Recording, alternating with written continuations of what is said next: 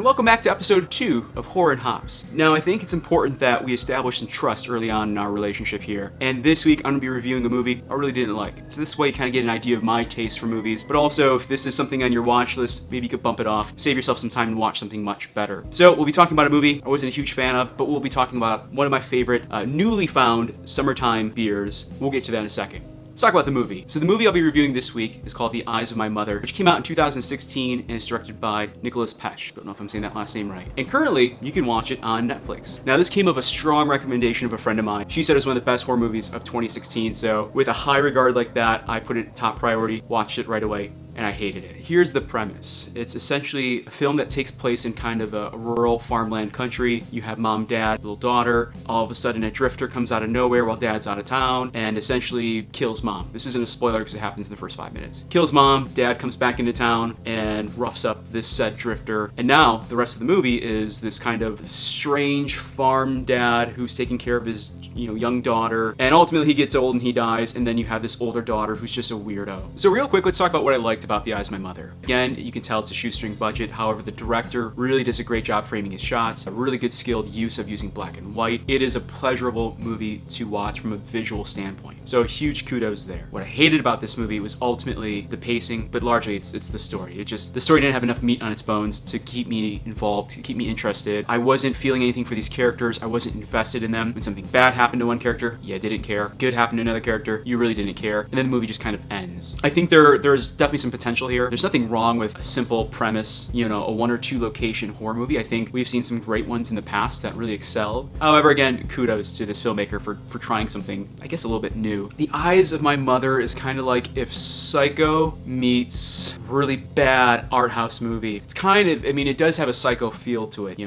simple location, but whereas with Psycho had such great and rich characters. Even if you look at Norman Bates, who's this complex, violent character, he's still very fascinating to watch. This movie doesn't have any of those characters. And I think if this movie did have a Norman Bates-esque figure, or a really powerful figure like that, I think we'd be more involved with the story and with the overall evolution of that plot. So if you're into kind of strange, definitely eccentric, unconventional, slow-paced horror movies that kind of feels like an art house film, then this is for you.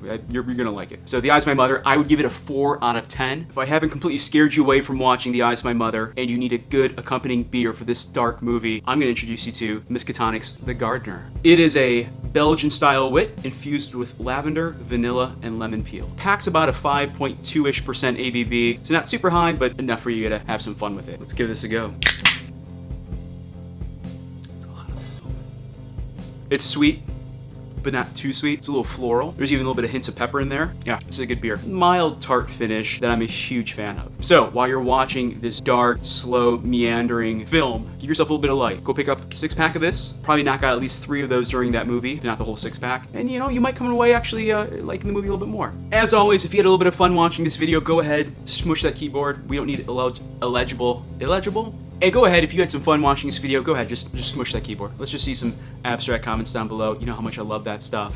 If you have any suggestions, any comments, if you love this movie and you think I'm completely wrong, we can chat about it down below. If you hated this movie and thought I was completely right, hey, kudos to you.